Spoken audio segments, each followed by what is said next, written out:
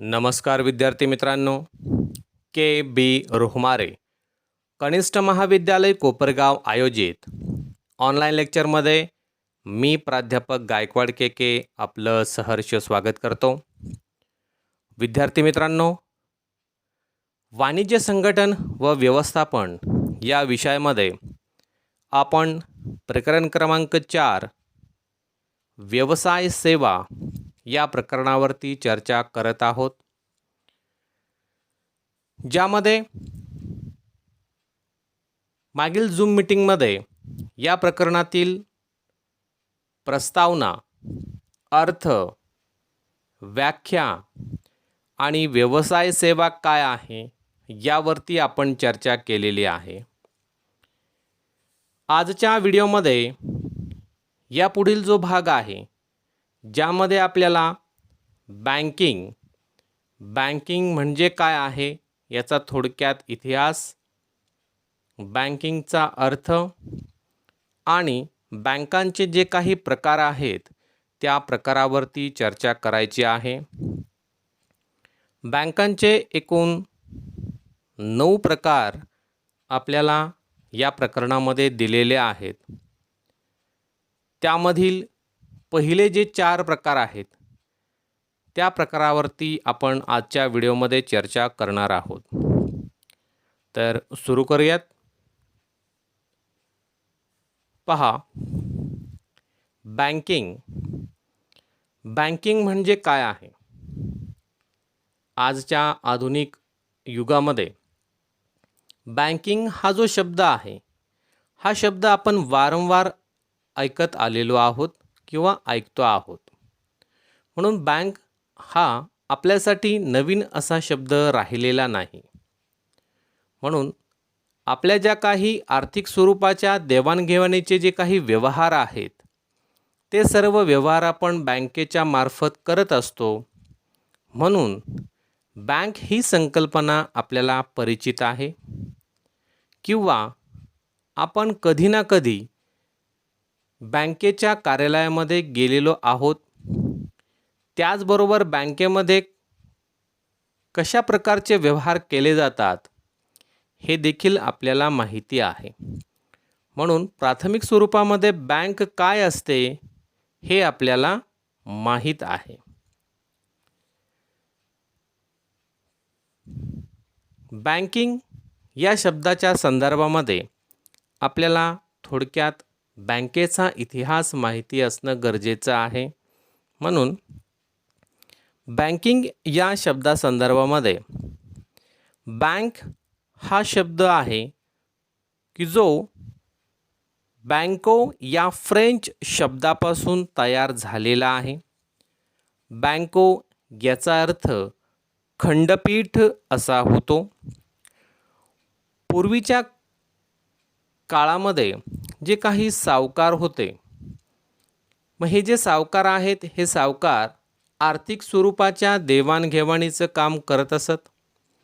मग हे जे सावकार आहेत, हे सावकार कर्ज देण्यासाठी किंवा विविध प्रकारचे आर्थिक गोष्टी यांची देवाणघेवाण करण्यासाठी वेगवेगळी जी काही चलनं आहेत, ती चलनं किंवा ती नाणी यांचा मोठा ढीग करून एखाद्या बेंचवरती, ज्याला आपण बाक असा शब्द वापरतो, एखाद्या बेंचवरती किंवा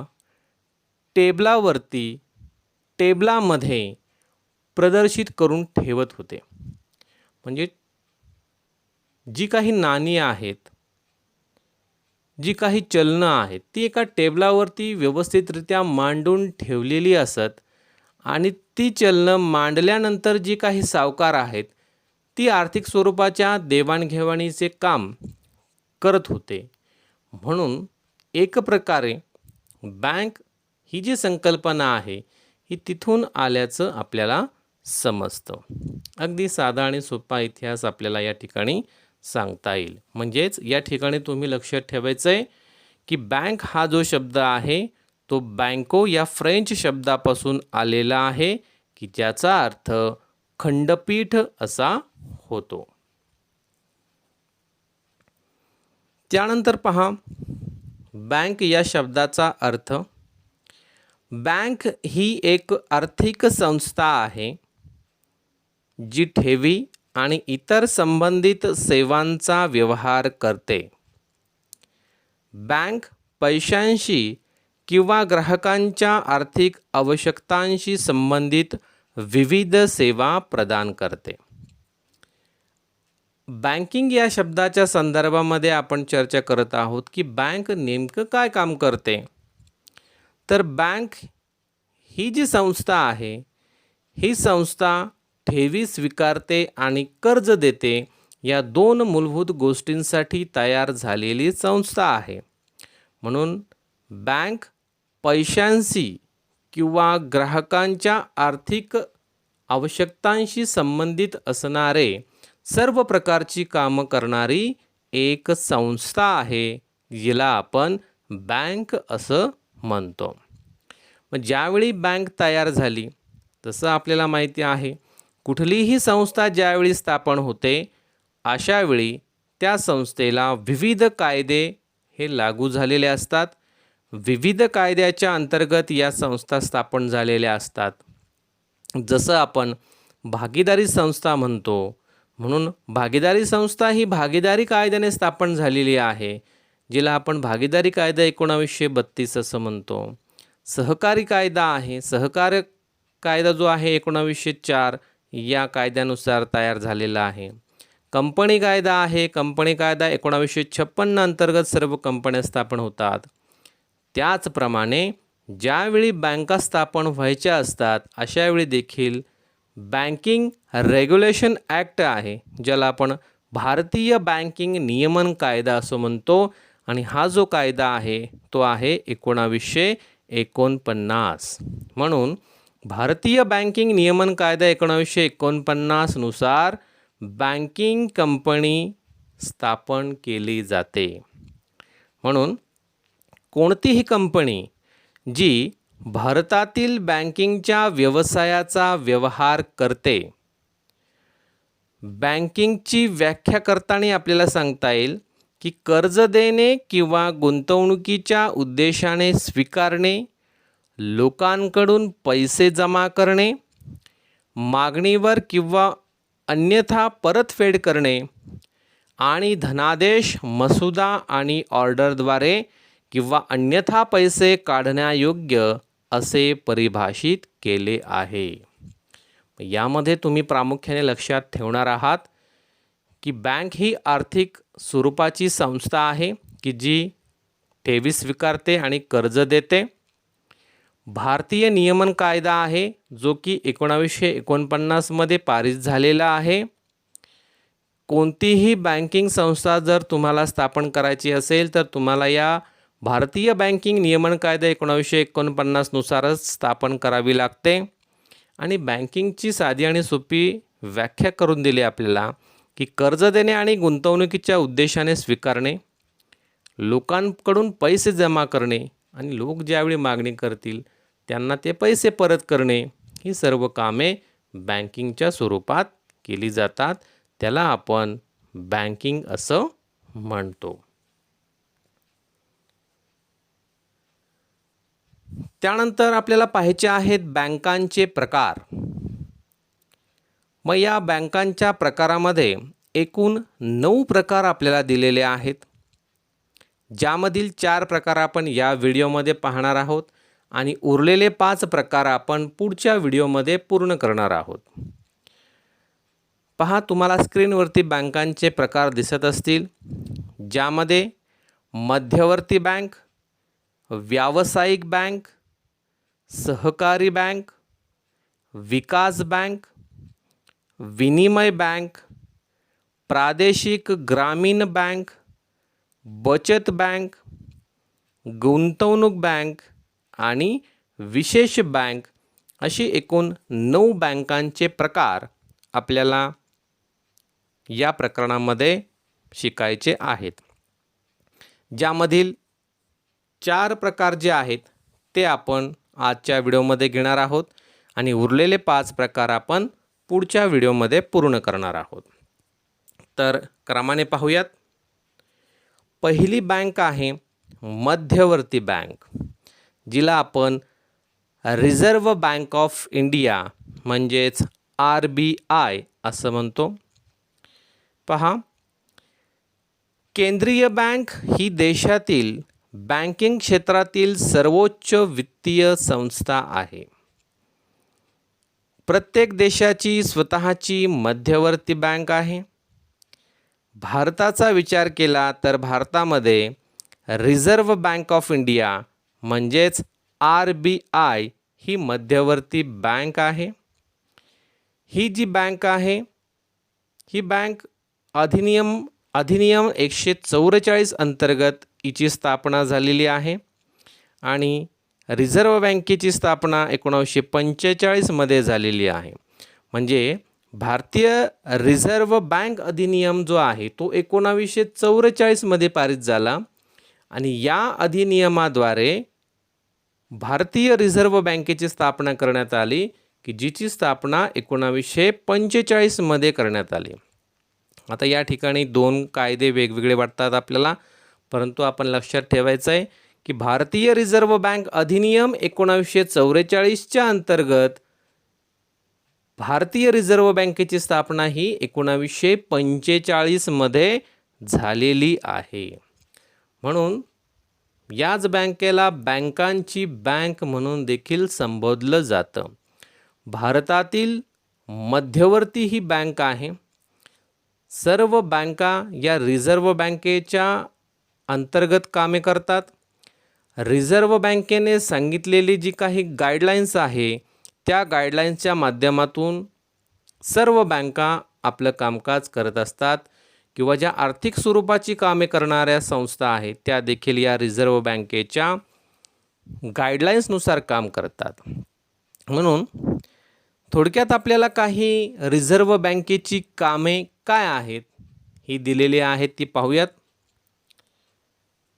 पहा, ज्यामध्ये देशासाठी आर्थिक धोरण ठरवण्याचं काम रिझर्व्ह बँक करते.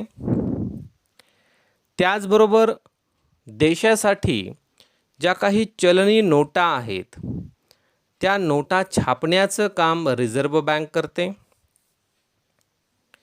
त्यानंतर सरकारची किंवा सरकारसाठी एक बँकर म्हणून देखील रिझर्व्ह बँक काम करते. आणि शेवटचं आपल्याला काम सांगता येईल की भारतातील व्यावसायिक आणि इतर बँकांची शिखर बँक म्हणून रिझर्व्ह बँक काम करते.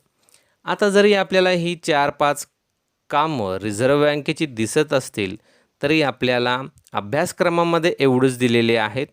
परंतु रिझर्व्ह बँक ही बँकांची बँक आहे, शिखर बँक आहे. निश्चितच तिची कामे यापेक्षा जास्त असणार आहेत किंवा आहेत. तरी देखील आपल्याला अभ्यासक्रमामध्ये जेवढी सांगितलेली आहे त्यावरती आपण चर्चा करतोय. म्हणून देशासाठी आर्थिक धोरण ठरवण्याचं काम करणार आहे, चलनी नोटा छापण्याचं काम करणार आहे, सरकारची बँकर म्हणून काम करणार आहे आणि भारतातील व्यावसायिक आणि इतर बँकांची शिखर बँक म्हणून देखील रिझर्व्ह बँक काम करणार आहे.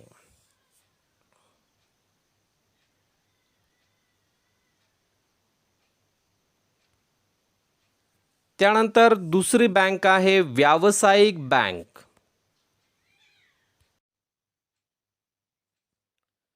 त्यानंतर दुसरी बँक आहे व्यावसायिक बँक.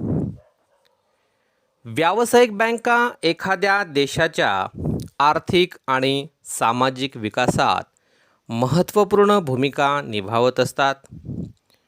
व्यावसायिक बँका महत्त्वाची कामे करतात, ज्यामध्ये प्राथमिक कार्य जसं की ठेवी स्वीकारणं असेल आणि कर्ज देणं असेल.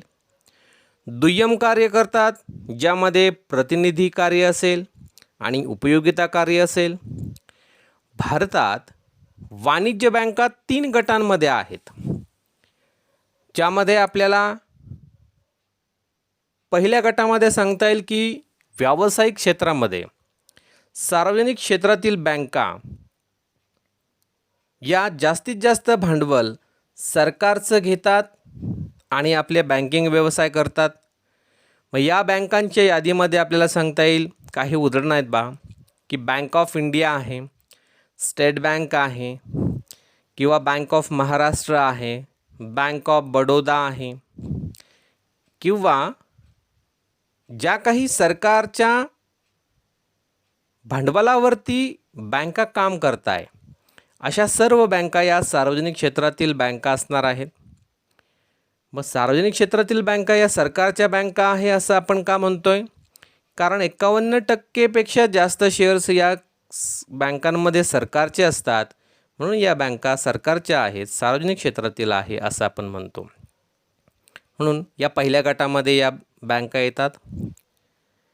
दुसरा गट आपण जर पाहिलं तर लक्षात येईल की खाजगी क्षेत्रातील सर्व बँका या दुसऱ्या गटामध्ये येतात.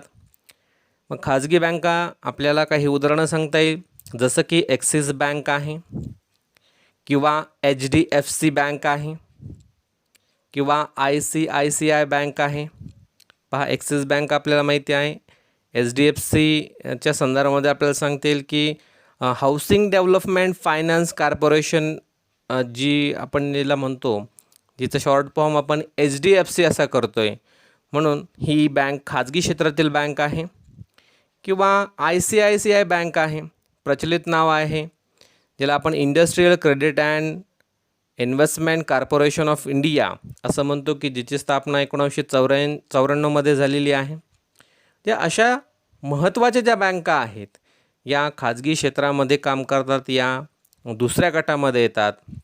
आणि व्यावसायिक बँकामध्ये तिसरा जो गट आहे त्या गटामध्ये परदेशी बँका आहेत. परदेशी बँका म्हणजे अशा बँका आहेत की ज्या भारताच्या बाहेर स्थापन झालेल्या आहेत, परंतु त्यांच्या शाखा मात्र भारतात आहे, अशा बँका म्हणजेच परदेशी बँका आहेत. मग त्याच्या संदर्भामध्ये काही उदाहरणं आपल्याला सांगता येतील की बँक आहे ज्याला आपण कन्स्ट्रक्शन इंडस्ट्रियल ट्रेनिंग इन्स्टिट्यूट असं म्हणतो, किंवा HSBC बँक आहे ज्याला आपण हाँगकाँग अँड शांघाय बँकिंग कॉर्पोरेशन असं म्हणतो आहे. म्हणून या ज्या बँका आहेत या परदेशी बँकांच्या यादीमध्ये येतात की ज्यांची स्थापना मूळतः भारताबाहेर झालेली आहेत, परंतु त्यांच्या शाखा मात्र भारतामध्ये आहेत, अशा या बँका परदेशी बँका आहेत. म्हणून व्यावसायिक बँकेच्या बाबतीमध्ये या तिन्ही गटांमध्ये येणाऱ्या ज्या काही गोष्टी आहेत हे आपल्याला माहिती असणं गरजेचं आहे. की व्यावसायिक बँकामध्ये आपण एकूण 3 गटमध्ये त्याचं विभाजन केलं आहे. पहिल्या गटामध्ये सार्वजनिक क्षेत्रातील बँका आहे, दुसऱ्या गटामध्ये खाजगी क्षेत्रातील बँका आहे आणि तिसऱ्या गटामध्ये परदेशी क्षेत्रातील बँका आहेत. हे आपण लक्षात ठेवायचं आहे. त्याचबरोबर याची जी काही उदाहरणं आहेत, खाजगीमध्ये काय येतं, सार्वजनिकमध्ये काय येतं आणि परदेशीमध्ये काय येतं, हे देखील आपण लक्षात ठेवणार आहोत. त्यानंतर तिसरी बँक आहे सहकारी बँक. आता सहकारी बँक आहे, जसं आपण वेगवेगळे कायदे पाहिलेले आहेत, त्या कायद्याअंतर्गत प्रत्येक संस्था वेगवेगळ्या कायद्याअंतर्गत स्थापन होते. इथे देखील सहकारी बँक आहे. म्हणून भारतात सहकारी बँका भारतीय सहकारी संस्था अधिनियमाअंतर्गत नोंदवलेल्या असतात आणि बँकिंग नियमन कायद्याअंतर्गत त्या नियमित असतात. सहकारी बँका निमशहरी आणि ग्रामीण भागात लोकप्रिय आहेत.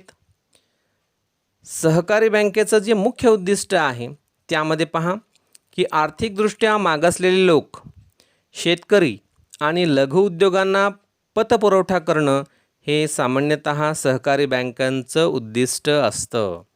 म्हणून ग्रामीण भागामध्ये किंवा निमशहरी भागामध्ये या सहकारी संस्था आपल्याला मोठ्या प्रमाणामध्ये पाहायला मिळतात.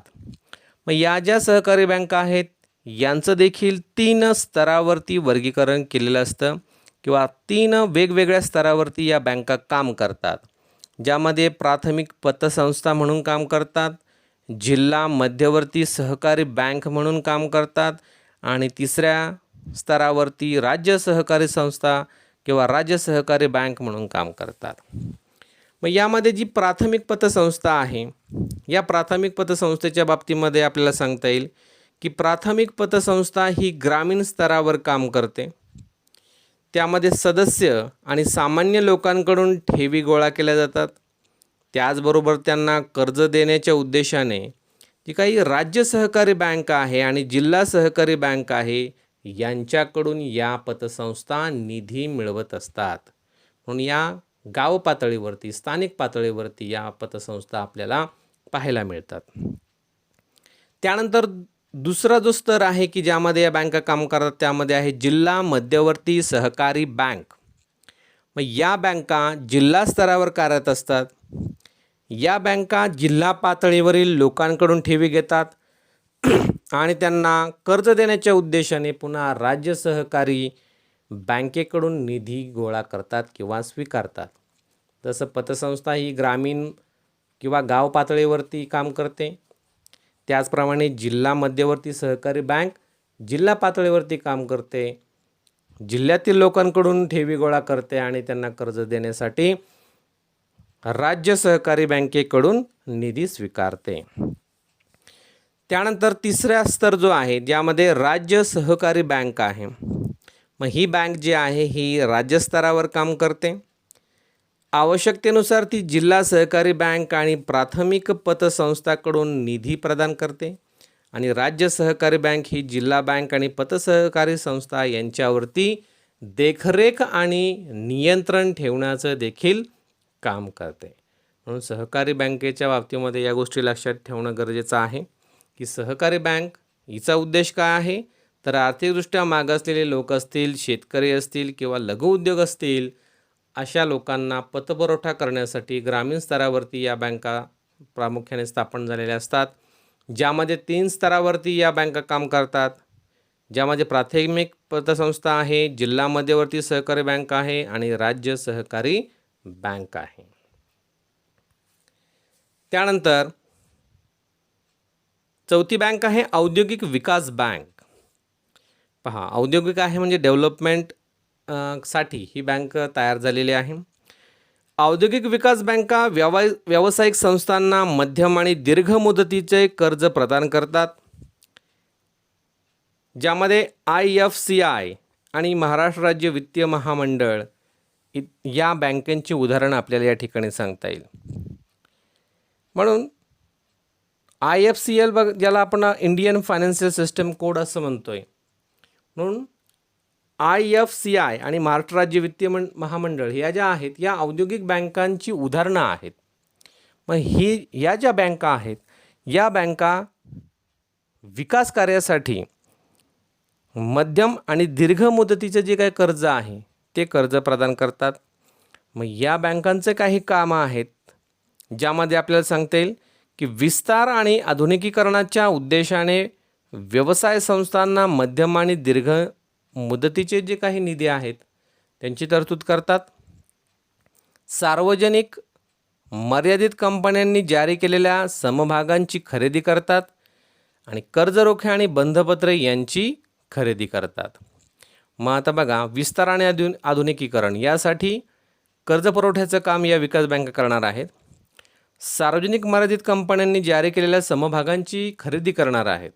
आता भाग म्हणजे काय आहे, जसं की आपण मागे पाहिलेलं आहे की कंपन्यांना ज्यावेळी भांडवलाची गरज निर्माण होते अशावेळी कंपनीच्या संपत्तीतला जो काही हिस्सा आहे तो छोट्या छोट्या भागांमध्ये त्याची विक्री करते, त्याला आपण समहक्क भाग असं म्हणतो. अशा समहक्क भागांची खरेदी करण्याचं काम या विकास बँका करतात किंवा औद्योगिक विकास बँक करतात. कर्जरोखे आणि बंधपत्रे यांची खरेदी करतात. कंपनींच्या बाबतीमध्ये हे दोन्ही ज्या गोष्टी आहेत, कर्जरोखे आणि बंधपत्रे, हे दोन्हीही भांडवल उभारणीचे मार्ग आहेत. मग कर्जरोखे याचा अर्थ कंपनी सामान्य जनतेकडून विशिष्ट संस्थांकडून कर्ज घेतात आणि कर्ज घेतल्यानंतर त्या कर्जाचा पुरावा दिला जातो, ज्याला आपण कर्जरोखे प्रमाणपत्र असं म्हणतो. त्याचप्रमाणे काही बॉन्ड्स पण कंपन्या स्वीकारतात, त्याला आपण बंधपत्रे असं म्हणतो. म्हणून ह्या दोन्ही ज्या गोष्टी आहेत या कंपनीच्या भांडवल उभारणीच्या मार्गांमध्ये येतात. म्हणून या दोन्ही म्हणजेच कर्जरोखे आणि बंधपत्रांची खरेदी या औद्योगिक विकास बँका करतात.